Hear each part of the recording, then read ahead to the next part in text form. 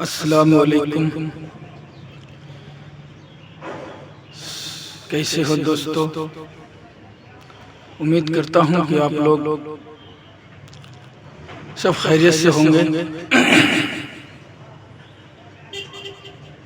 और दोस्तों, आज हमारे देश की सरकार को क्या हो गया है? तरक्की की बात तो कुछ होती नहीं है, देश के बारे में कुछ सोचता नहीं है, लेकिन एक चीज तो बखूबी कर रहा है। सिर्फ वो एक काम कर रहा है कि जितनी भी मस्जिदें हैं, जितनी भी दरगाहें हैं, जितने भी कब्रिस्तान हैं, सारा भगवान, सारा राम मस्जिद के ही नीचे चला गया, दरगाह के ही नीचे चला गया, लाल किला के नीचे चला गया, ताजमहल के नीचे चला गया। अरे आखिर क्यों? हमको तो यूं लगता है कि आप लोगों इस सरकार के से मेरी अपील है कि क्या सारा भगवान, सारा देवी देवता क्या मंदिर में रहना नहीं चाहता है? इसका मतलब उनको मंदिर अच्छा नहीं लगता, इसलिए सारा भगवान मस्जिद के नीचे चला जाता है। सदियों पुराना,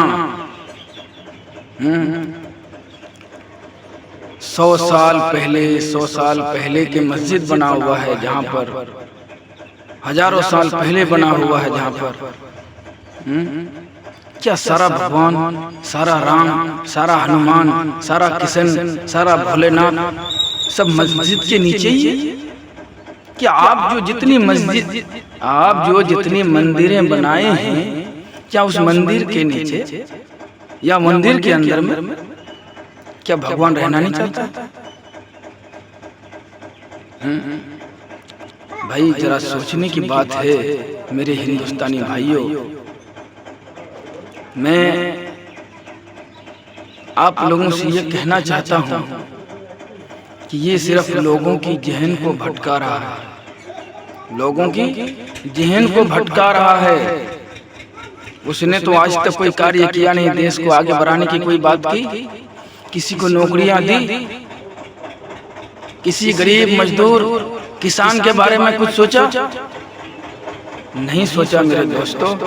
इसलिए सबके ध्यान को भटकाया जा रहा है, लोगों की जहन को भटकाने का काम कर रहा है और लोगों के जहन को बांटने की काम कर रहा है मेरे दोस्तों।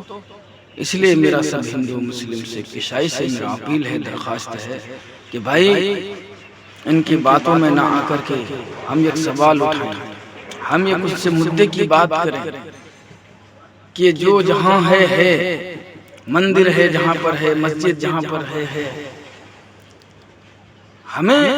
हमने जिस काम के लिए आपको चुना, सब मिलजुल करके इन सरकार से सवाल उठाइए, इनसे पूछिए कि आपने बेरोजगारों को रोजगार दिया, किसान के फेवर में क्या काम किया, मजदूर के फेवर में क्या काम किया, इस देश के हित में आपने क्या काम किया? लेकिन कुछ किया या नहीं किया। लेकिन मंदिर, मस्जिद, हिंदू मुस्लिम जहाँ भी देखो यही बात, जहाँ भी देखो यही बात, खाली लोगों को भटकाने का काम कर रहा है, लोगों को एक दूसरे से लड़ाने का काम कर रहा है मेरे दोस्तों बुजुर्गों। इसलिए मेरी सरकार से ये अपील है कि आप इस फंडा को बंद कीजिए।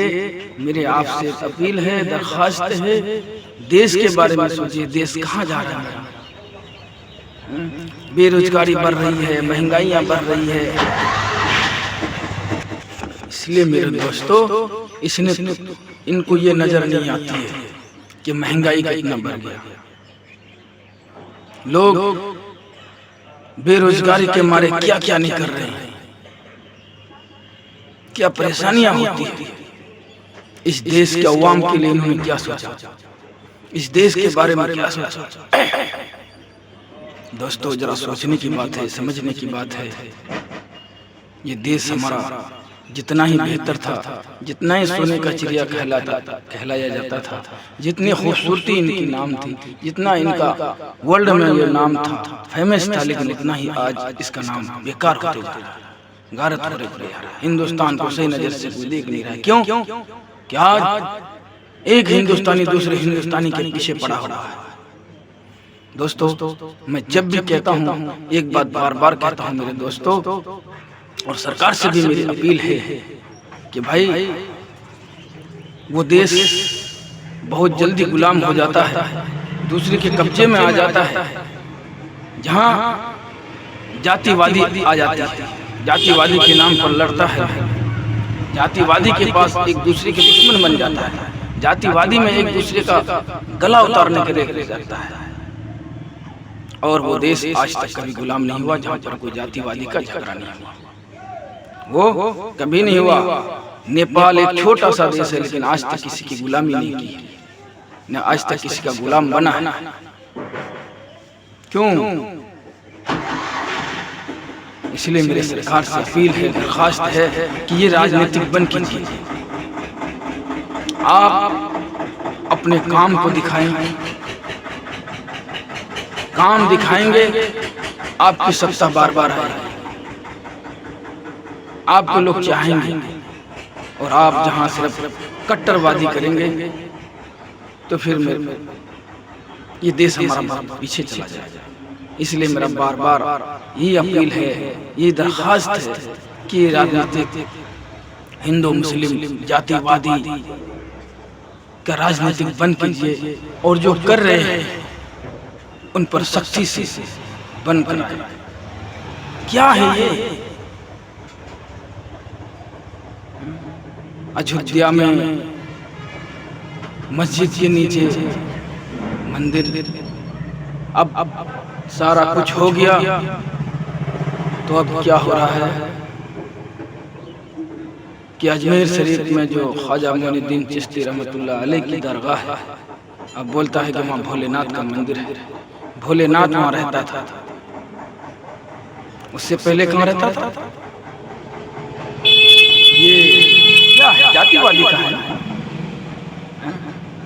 आपस में एक दूसरे को लड़ा रहे हैं, आपस में एक दूसरे की खून के प्यासे हो गए। आखिर क्यों ऐसा राजनीतिक हो रहा है?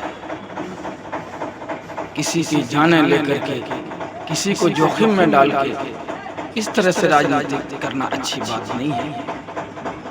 इसलिए मेरी सरकार से अपील है, दरखास्त है कि ये सारा खेल बंद करवाइए।